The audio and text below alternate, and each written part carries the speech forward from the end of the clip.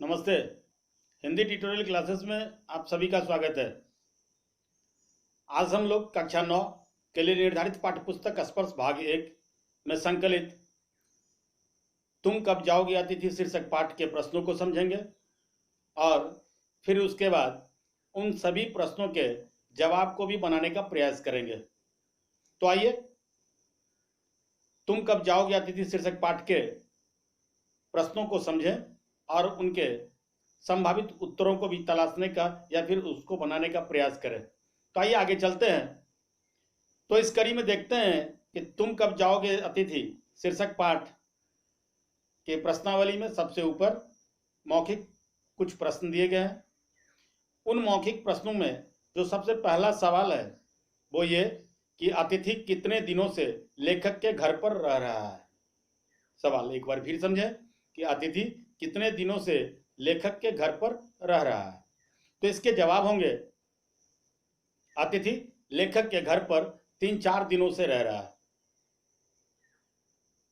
सवाल के जवाब एक बार फिर समझें कि अतिथि लेखक के घर पर 3-4 दिनों से रह रहा है।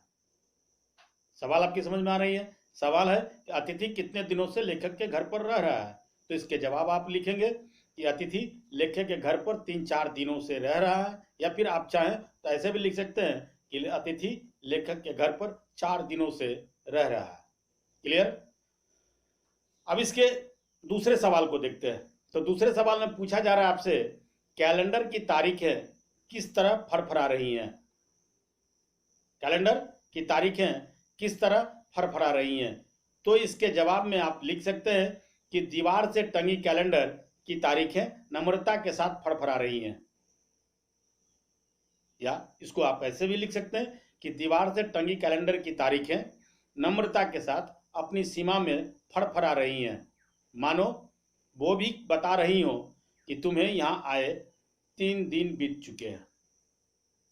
इस सवाल के जवाब एक बार फिर समझे कि दीवार से टंगी कैलेंडर की तारीखें नम्रता के साथ अपनी सीमा में फड़फड़ा रही हैं, मानो वो भी बता रही हो कि तुम्हें यहां आए 3 दिन बीत चुके हैं। क्लियर? अब इसके अगले सवाल की तरफ चलते हैं, तीसरे सवाल की तरफ। तो तीसरे नंबर पर जो सवाल है उसमें पूछा जा रहा है पति पत्नी ने मेहमान का स्वागत कैसे किया। पति पत्नी ने मेहमान का स्वागत कैसे किया।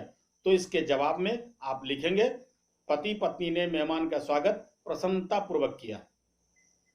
पति ने मेहमान को गले लगाकर तो पत्नी ने हाथ जोड़कर सादर नमस्ते की। सवाल एक बार फिर समझे कि पति पत्नी ने मेहमान का स्वागत कैसे किया। तो इसके जवाब में आप लिखेंगे कि पति पत्नी ने मेहमान का स्वागत प्रसन्नतापूर्वक किया। पति ने मेहमान को गले लगाकर तो पत्नी ने हाथ जोड़कर सादर नमस्ते की। क्लियर? ये इसके मौखिक के तीसरे नंबर के सवाल थे और उसके जवाब। अब चौथे नंबर पर एक सवाल है जिसमें पूछा जा रहा है आपसे कि दोपहर के भोजन को कौन सी गरिमा प्रदान की गई। दोपहर के भोजन को कौन सी गरिमा प्रदान की गई। तो इसके जवाब में आप लिखेंगे दोपहर के भोजन को लंच की गरिमा प्रदान की गई। सवाल है कि दोपहर के भोजन को कौन सी गरिमा प्रदान की गई। तो इसके जवाब में आप लिखेंगे दोपहर के भोजन को लंच की गरिमा प्रदान की गई। क्लियर? अब इसके पांचवें सवाल की ओर चले। तो पांचवें सवाल में पूछा जा रहा है तीसरे दिन सुबह अतिथि ने क्या किया। सवाल है कि तीसरे दिन सुबह अतिथि ने क्या किया। तो इसके जवाब में आप लिखेंगे तीसरे दिन अतिथि ने अपने गंदे कपड़े को धुलवाने लॉन्ड्री में दिया। अर्थात वे अपने कपड़े धोबी को देना चाहते थे या चाहता था, जो भी आपको पसंद है वो आप लिख सकते हैं। सवाल है तीसरे दिन सुबह अतिथि ने क्या किया। तो इसके जवाब में आप लिखेंगे तीसरे दिन अतिथि ने अपने गंदे कपड़े को धुलवाने लॉन्ड्री में दिया। अर्थात वे अपने कपड़े धोबी को देना चाहते थे। क्लियर? अब छठे सवाल को देखें। तो इस छठे सवाल में पूछा जा रहा है आपसे कि सत्कार की उष्मा समाप्त होने पर क्या हुआ। सवाल एक बार फिर समझे। सत्कार की उष्मा समाप्त होने पर क्या हुआ? तो इसके जवाब में आप लिख सकते हैं कि सत्कार की उष्मा समाप्त होने पर उच्च मध्यम वर्गीय डिनर खिचड़ी में परिवर्तित हो गया। क्लियर? उसके बाद भी यदि अतिथि नहीं गया तो स्थिति उपवास पर भी आ सकती है। सवाल है कि सत्कार की उष्मा समाप्त होने पर क्या हुआ? तो इसके जवाब में आप लिखेंगे सत्कार की उष्मा समाप्त होने पर उच्च मध्यम वर्गीय डिनर खिचड़ी में परिवर्तित हो गया। उसके बाद भी यदि अतिथि नहीं गया तो इस स्थिति में उपवास पर भी आ सकती है, या स्थिति उपवास की भी आ सकती है। क्लियर? अब कुछ लिखित प्रश्न दिए गए हैं इस पाठ के अंत में। लिखित प्रश्नों को दो भागों में बांटा गया, खंड क और खंड ख। खंड क में जो भी सवाल दिए गए हैं उन सभी सवालों के जवाब आपको 25 से 30 शब्दों में, कम से कम 25 से 30 शब्दों में आपको देने हैं, जबकि खंड ख के अंतर्गत दिए गए सवालों के जवाब आपको 50 से 60 शब्दों में देने हैं। क्लियर? तो आइए खंड क लिखित के खंड क के पहले सवाल को देखते हैं या उसको लेते हैं। तो पहले सवाल में आपसे पूछा जा रहा है, लेखक अतिथि को कैसी विदाई देना चाहता था? लेखक अतिथि को कैसी विदाई देना चाहता था? तो इसके जवाब में आप लिखेंगे लेखक अतिथि को भावभीनी विदाई देना चाहता था। वह अतिथि को रेलवे स्टेशन तक छोड़ने जाना चाहता था, जहां उसे बार बार रोकने के बाद भी वह ना रुके। क्लियर? सवाल के जवाब को एक बार फिर समझ लें कि लेखक अतिथि को भावभीनी विदाई देना चाहता था। वह अतिथि को रेलवे स्टेशन तक छोड़ने जाना चाहता था, जहां उसे बार बार रोकने के बाद भी वह ना रुके। क्लियर? अब लिखित के खंड क के दूसरे सवाल में संबंधित पाठ के अंदर से कुछ पंक्तियां ला कर दी गई हैं और उन पंक्तियों की व्याख्या करने कहा गया है। तो इस कड़ी में जो पहली पंक्ति है वो पंक्ति इस तरह है कि अंदर ही अंदर मेरा बटुआ ही कांप गया। अंदर ही अंदर मेरा बटुआ ही कांप गया। इसकी व्याख्या करना है 25 से 30 शब्दों में। तो इसके जवाब में लिखा जा सकता है, या आप लिखेंगे कि बिना सूचना दिए अतिथि को आया देखकर लेखक अंदर ही अंदर डर गया। बात समझ रहे? बिना सूचना दिए अतिथि को आया देखकर लेखक अंदर ही अंदर डर गया। वह सोचने लगा कि अतिथि के सत्कार में उसे अतिरिक्त खर्च करना पड़ेगा, जो शायद उस पर भारी पड़ने वाला है।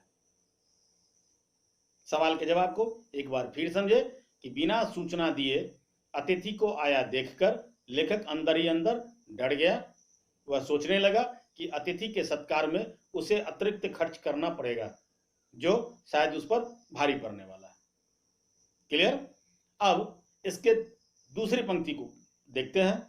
तो इस पंक्ति में कहा जा रहा है, इसकी भी व्याख्या करना है आपको। तो दूसरी पंक्ति में कहा जा रहा है कि अतिथि सदैव देवता नहीं होता, वह मानव और थोड़े अंशों में दानव भी हो सकता है। पंक्ति है, अतिथि सदैव देवता नहीं होता, वह मानव और थोड़े अंशों में दानव भी हो सकता है। तो इसके जवाब में आप लिखेंगे अतिथि देवता तब होता है, अतिथि देवता तब होता है जब वह अपने देवत्व को बनाए रखे। एक बार फिर समझ लें, अतिथि देवता तब होता है जब वह अपने देवत्व को बनाए रखे। यदि अतिथि अगले दिन नहीं जाता तो आदमी के लिए अतिथि पीड़ा का कारण बन जाता है और वह उसे राक्षस लगने लगता है। कारण देवता कभी किसी के दुख का कारण नहीं बनते हैं। बात समझ में आ रही है? अब इसकी तीसरी पंक्ति है कि लोग दूसरे के होम की स्वीटनेस को काटने ना दौड़े। लोग दूसरे के होम की स्वीटनेस को काटने न दौड़े। तो इसके जवाब में आप लिखेंगे जब अतिथि समय से नहीं लौटते तो लोगों के परिवार की शांति में खलल पड़ती है। बात समझ रहे हैं?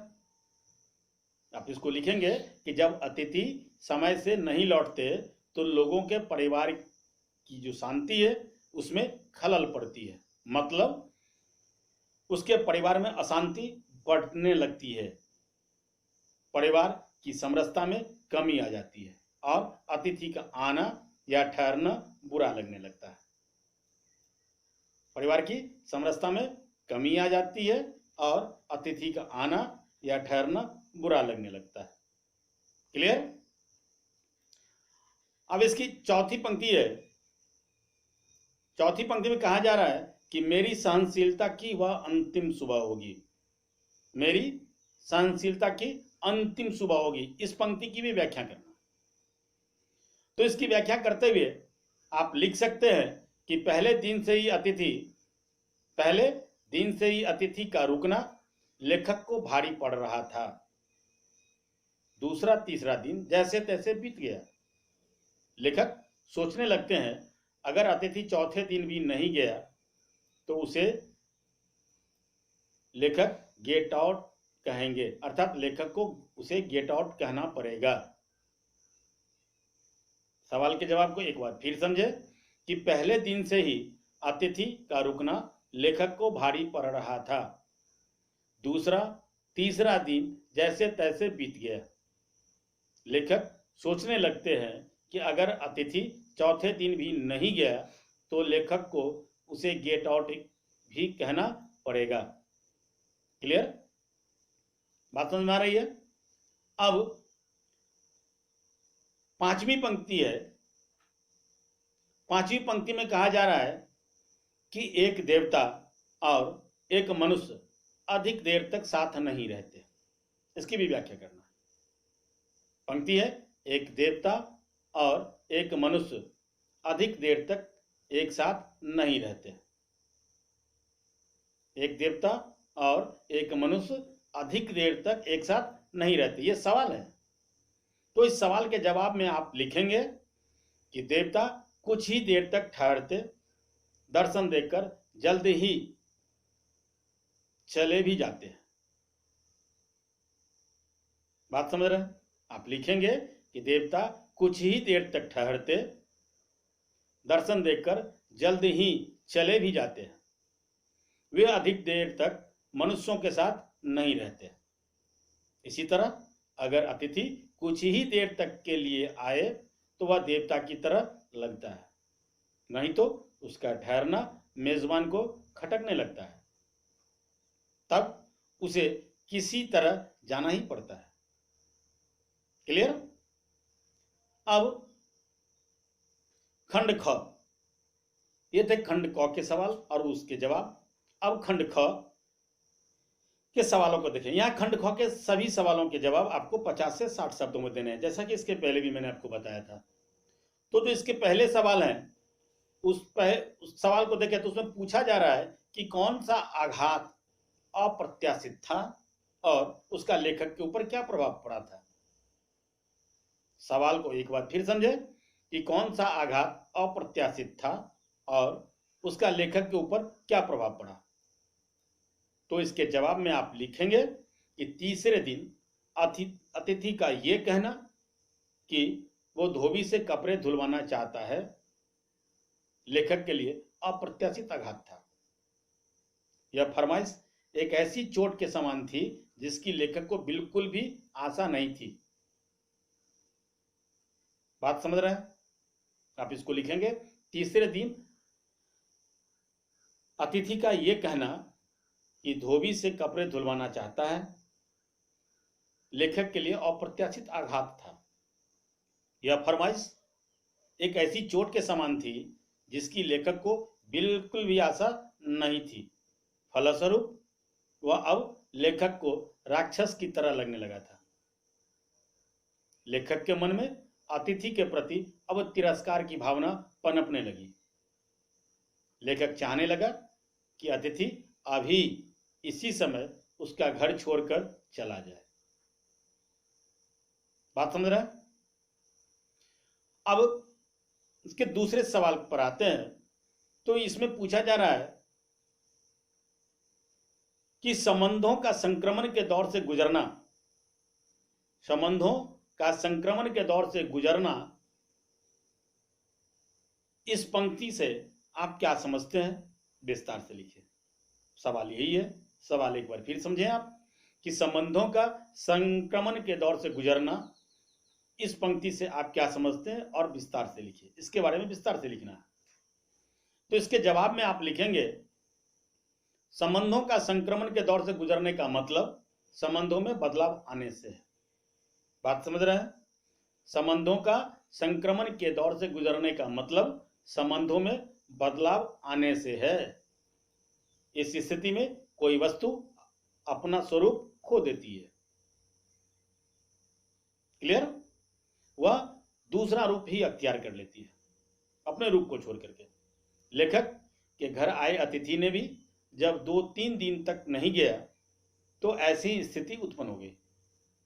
लेखक के साथ अतिथि का अनेकानेक विषयों पर बातें कर विषय का ही समा का अभाव बना लिया। इससे उनमें संवादहीनता की स्थिति बन गई। इस तरह उत्साहजनक संबंध बोरियत में बदलने लगे। क्लियर? अब खंड ख के तीसरे सवाल की तरफ चले तो इस सवाल में कहा जा रहा है या पूछा जा रहा है आपसे कि जब अतिथि 4 दिनों तक नहीं गया, जब अतिथि 4 दिनों तक नहीं गया तो लेखक के व्यवहार में क्या परिवर्तन आए। जब अतिथि 4 दिनों तक नहीं गया तो लेखक के व्यवहार में क्या परिवर्तन आए। तो इसके जवाब में आप लिखेंगे जब अतिथि 4 दिनों तक नहीं गया तो लेखक के व्यवहार में जो परिवर्तन आए वो निम्नलिखित हैं। उसने अतिथि के साथ मुस्कुरा कर बात करना छोड़ दिया, दोनों में बातचीत कम हो गई, स्वादिष्ट भोजन अब खिचड़ी में बदल गया। क्लियर? दूसरा है अतिथि के प्रति उसके अनुराग अब ईर्ष्या में बदलने लगी। अतिथि के प्रति उनके अनुराग मतलब लेखक के अनुराग अब ईर्ष्या में बदलने लगी।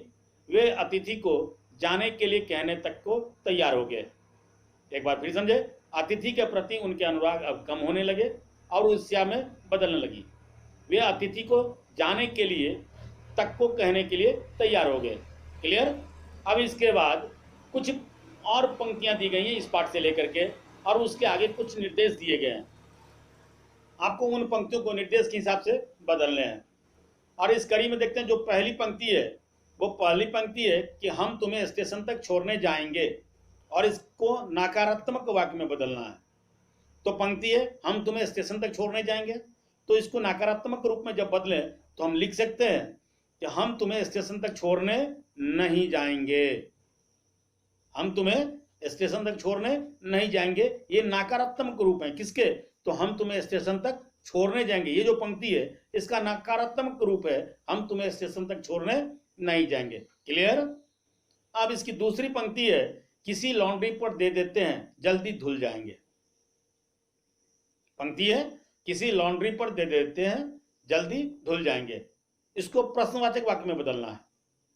तो इसको प्रश्नवाचक वाक्य में अगर बदले तो लिखा जा सकता है किसी लॉन्ड्री पर दे देने से क्या जल्दी धुल जाएंगे।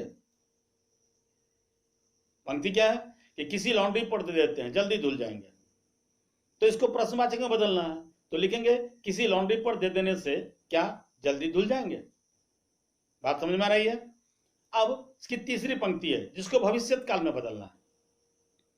पंक्ति क्या है कि सत्कार की उष्मा समाप्त हो रही थी। सत्कार की उष्मा समाप्त हो रही थी, इसको भविष्यत काल में बदलना है। तो इसको आप लिखेंगे सत्कार की उष्मा समाप्त हो जाएगी।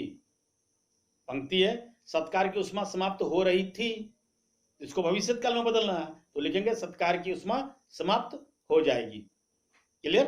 बात समझ में आ रही है? तो अब इसके चौथे सवाल की तरफ चले, चौथी पंक्ति की तरफ चले तो चौथी पंक्ति में कहा जा रहा है इनके कपड़े देने हैं।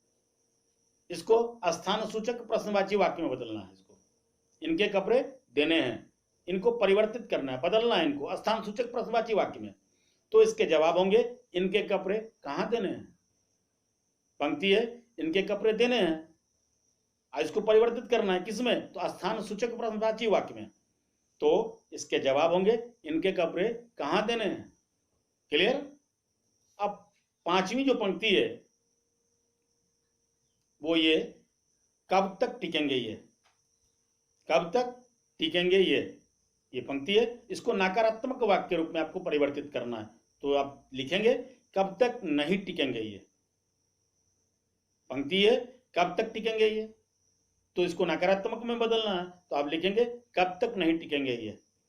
क्लियर, बात समझ में आ रही है।